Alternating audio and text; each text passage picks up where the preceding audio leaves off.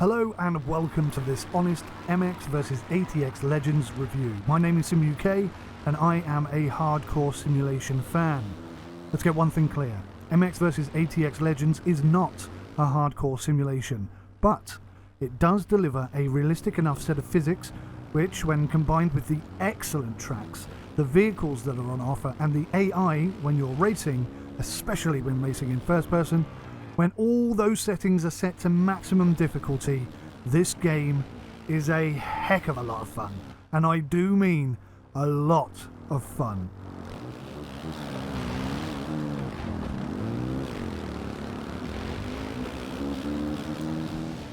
So I have reviewed some of the previous releases of MX vs ATX games, and to be honest with you, I was disappointed in them because I felt they were lacking too much in terms of realism. Now, either I have mellowed out completely, or the game has improved considerably, or maybe a little from column A and a little from column B, because I absolutely love playing this game. If you haven't watched my gameplay review videos already, then I urge you to check out the VR test videos especially, because MX vs ATX Legends is very capable of having VR support, and I'm trying to push this on the devs, so go and have a look at that video, leave a comment and tell me what you think about what you've seen. I would also love to see wheel support getting thrown in there as well for the ATU buggies. Hey, I saw you riding in the hills. Is that TJ out there? You and him are always welcome here on the farm. I told him a while back that you two are... Now the game has got a career mode amongst some other free play, free roam and sort of experience modes. But the career mode is accompanied by a story where you will start out on a farm as a noob MX rider. The farmer, who himself is an ex-pro rider, offers to train you in order to attract motocross to his farm and try to generate a bit more income in order to save his farm from the bank. And as you progress, you will earn points and gain fans, plus your own entourage will expand. You'll get more people joining you, like a mechanic and a community manager who manages all your fans, etc. You can unlock upgrades for your vehicles, customize the color, the style and the design of the bike components and your own clothing. You'll start out with just a 125 MX, but you'll soon gain access to the quads and the buggies, and you'll be able to compete in each of their respective career tournaments.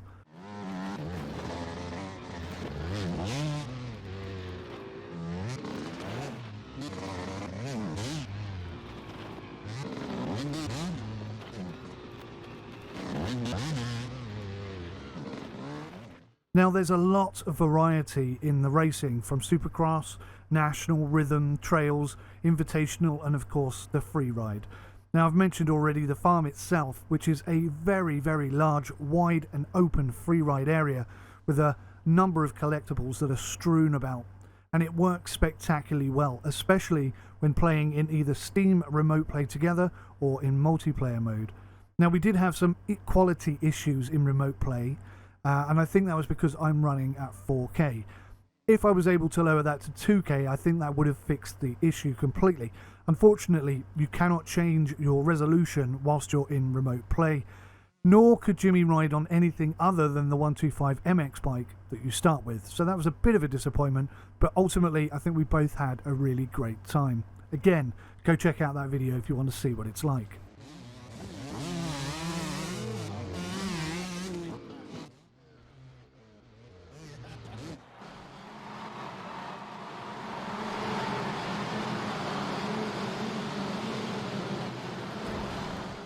For me, the best thing about this game has to be the quality and the variety of the tracks themselves.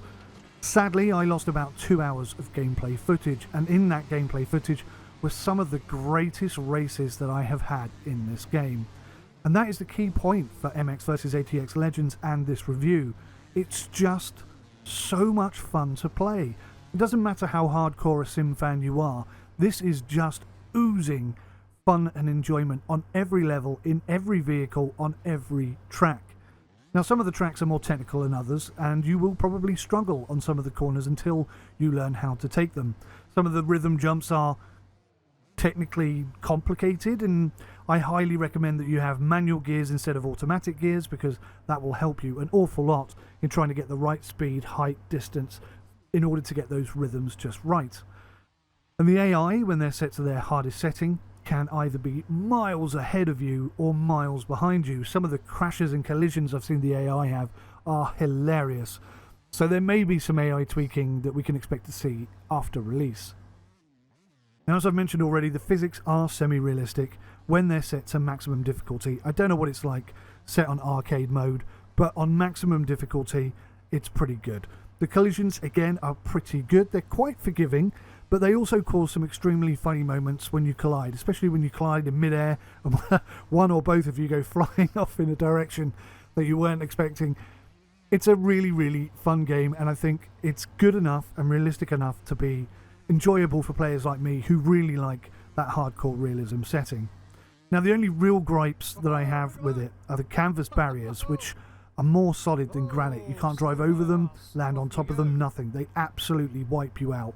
I wish they would change that, because everything else is perfectly fine. All the collisions with the other bikes, with the other riders, with the poles, with the bundles that are sort of strewn about on the side of the track so that you can see which way the track goes. All of that seems perfectly fine.